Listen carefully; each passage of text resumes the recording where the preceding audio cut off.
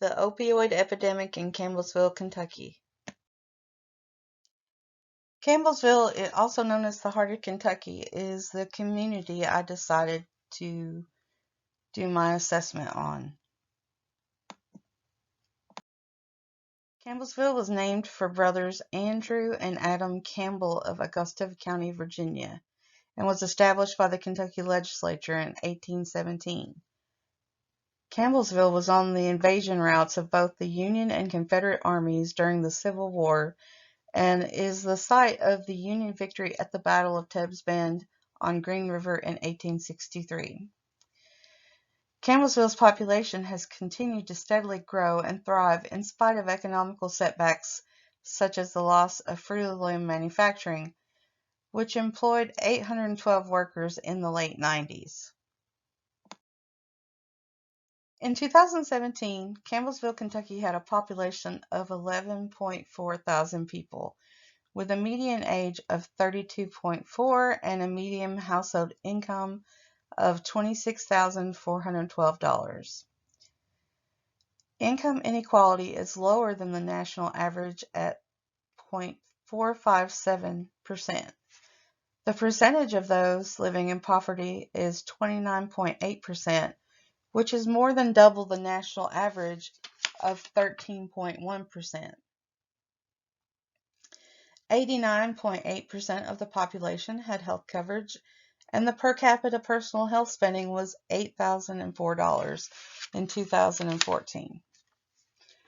The ethnic composition of the population of Campbellsville is composed of 9.44 thousand white alone residents, 800 Black or African American alone residents, 451 Hispanic or Latino residents, 428 two or more races residents, 233 Asian alone residents, 14 some other race alone residents, 0 Native Hawaiian and other Pacific Islander alone residents, and 0 American Indian and Alaska Native alone residents. The largest problem in Campbellsville seems to be drug abuse and addiction to opioids and methamphetamines. Every person I interviewed for this assessment listed the drug problem as the #1 issue in Campbellsville. Recently, the issue has been addressed by the local city council as well as the Chamber of Commerce, and there are statewide initiatives to reduce the toll opioids are having on its residents. Kentucky is 4th in the nation for deaths caused by opioids, and it is predicted that mental and substance abuse disorders will surpass all physical diseases as a major cause of disability worldwide in 2020.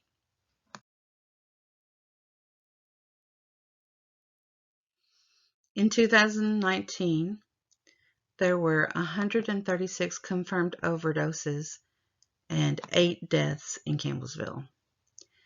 Campbellsville Emergency Services administered 340 doses of Narcan at $50 per dose. Campbellsville EMS Services spent $2,880 on Narcan alone in 2019. If the overdose contains fentanyl, it can possibly take up to 9 doses to counteract the effects.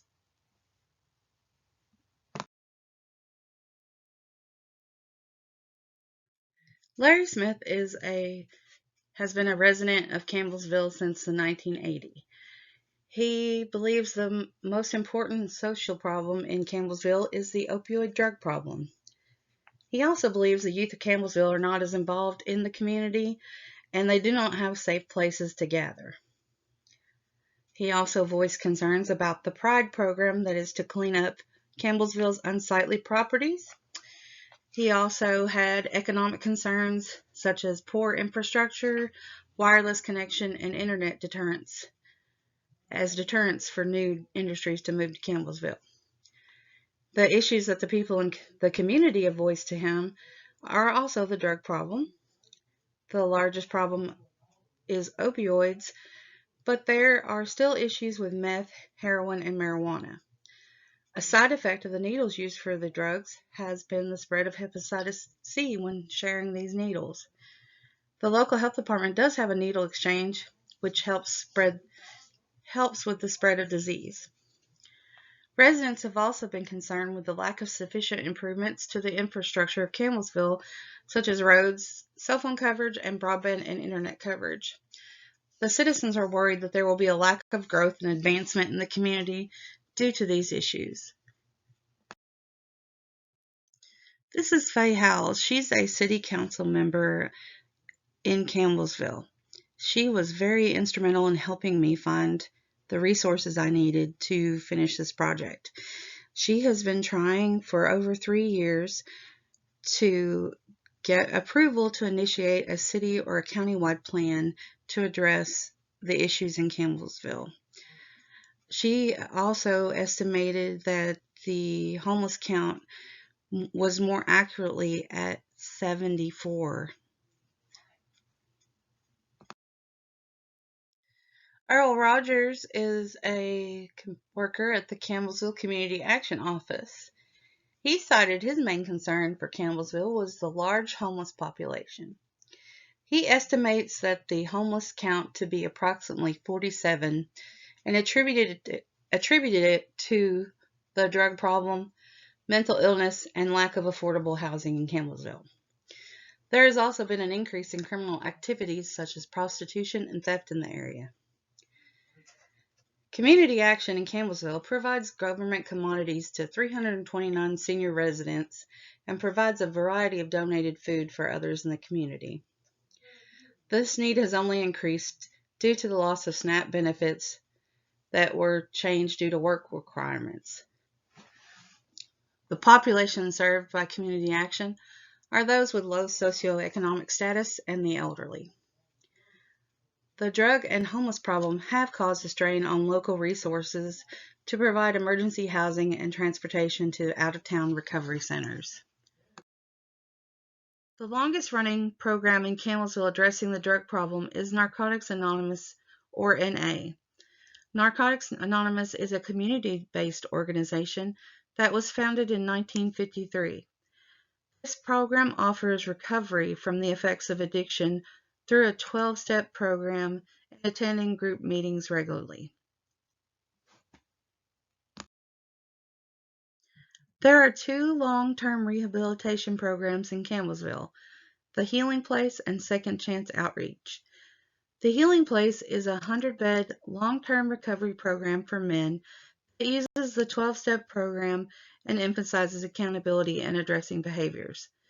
This program has been proven to be effective, and the United States Department of Health and Human Services recognized the Healing Place as a model that works. Second Chance Outreach provides a wide range of treatment and rehabilitation services, including inpatient drug rehab, inpatient treatment centers, aftercare and continuing care, activity therapy, anger management, and substance abuse education.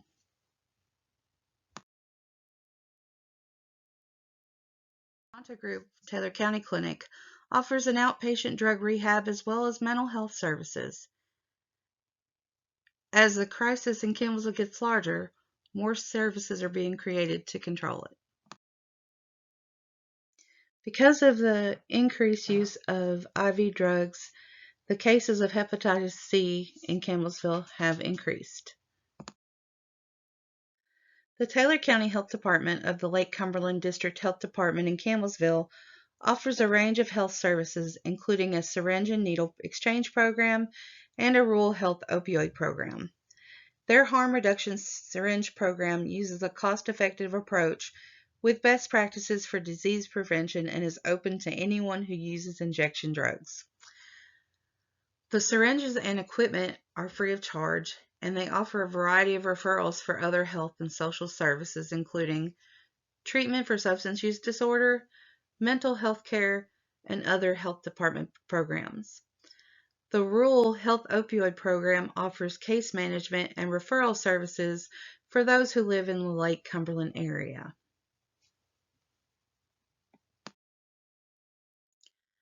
One of the places they refer many clients to is One Cross Medical Clinic. One Cross offers counseling and Vivitrol, which can help wean them off opioids, and also referrals to rehab. The following is my proposed intervention. For my intervention, I would like to begin an awareness campaign following the SAMHSA recommendations. SAMHSA is the Substance Abuse and Mental Health Services Administration. The first step would be information dissemination, and I would enact a campaign in the city about the opioid crisis through the news media and radio. I would also propose to have public meetings in the community to inform the citizens of Campbellsville about this issue and what they need to do to help. I would enlist the help of Faye Howell, who is a city council member in Campbellsville, who has played a key role in bringing awareness to this issue. And I would enlist the help of Larry Smith, who is director of the local radio station, The Big Dog. This community intervention would draw on the existing resources of Campbellsville and also use distinguished and well-known members of the community to spread the information. I want to take a proactive approach to substance abuse issues and address them as a social and health issue using education, prevention, treatment, and follow-up care. As far as preventive education,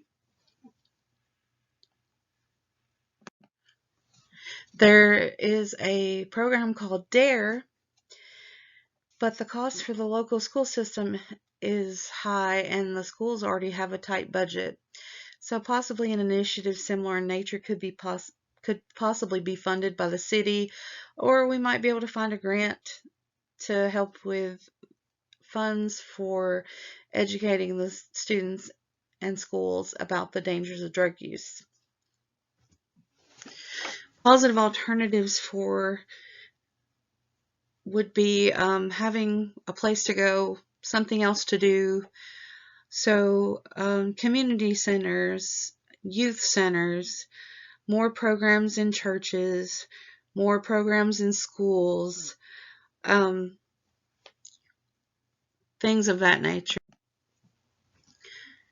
There's also the issue that there is a need in Campbellsville for more mental health providers, especially ones that offer psychiatric help as well as counseling. There's numerous counseling services, but if there is a medication needed, it must be prescribed by a psychiatrist, and there are only two places that have psychiatric help in Campbellsville, which is Adonta and Heartland Psychiatry, and they are booked up well in at least a month in advance. And finally, environmental strategies would be part of the Pride cleanup is that it gets rid of these places that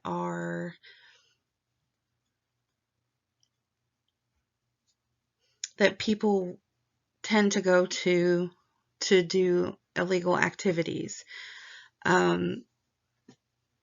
So by cleaning up these areas and having police patrol more in these areas, it would become a deterrent for drug use and illegal activity.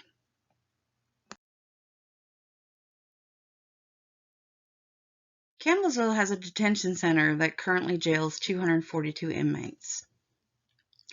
Faye Howell has been working with the Lake Cumberland Area Development to bring a jail program that rehabilitates inmates to the workforce. They start with individuals who are in their last 90 days of their sentence and work with the inmate to help them get birth certificates, social security information, and their driver's license if it's lost. This program will train them about work ethics, help with resumes, and interview skills. Then they work with the local businesses to employ these individuals, which will hopefully result in a lower recidivism rate. Dealing with this project, I have learned that asset mapping is important in that it gives the planners a place to start researching and networking to create a successful intervention. It also makes it easier to see where the gaps are in services. Mutually beneficial partnerships can also be built with the target population of the intervention. In completing this project, I have made contact with many like-minded individuals in the community, including a city councilwoman, a local radio host and director, a social worker at the Community Action Agency, as well as a room full of city officials and business owners who are concerned about the issues in Campbellsville. I also know the proper procedure for the administration of Narcan and how it works, and I am now in possession of 2 doses of Narcan that were provided to everyone in the meeting. I have also learned while dealing with Faye Howell how the process of government in these kinds of interventions and how many people it takes to come together to provide these services. While working on this assignment, I realized that I don't dislike macro social work as much as I thought I would. I really enjoy meeting community members and city officials while doing research into this problem. I've also learned many things about the community and what it takes to enact change. I especially enjoyed the networking involved in getting things done.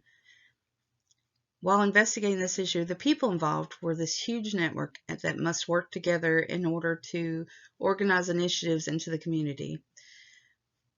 The amount of people involved in the process seems to be never ending. Another thing I learned about being a social worker is that it is all about who you know. Networking with other agencies and officials in the community is how many problems are solved.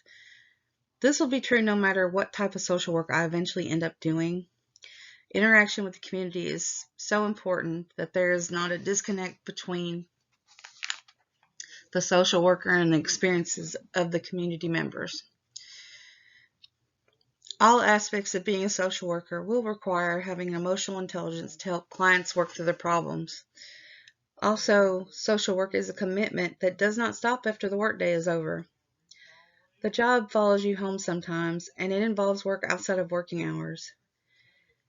I'll have to be flexible and realize that I cannot apply the same solutions for every case. This job requires constant adjustment and the ability to forgive yourself when a mistake is made. Finally, patience and understanding, because social work is a difficult and stressful occupation. I don't see social work just as a job. I see it as a calling that gives life purpose.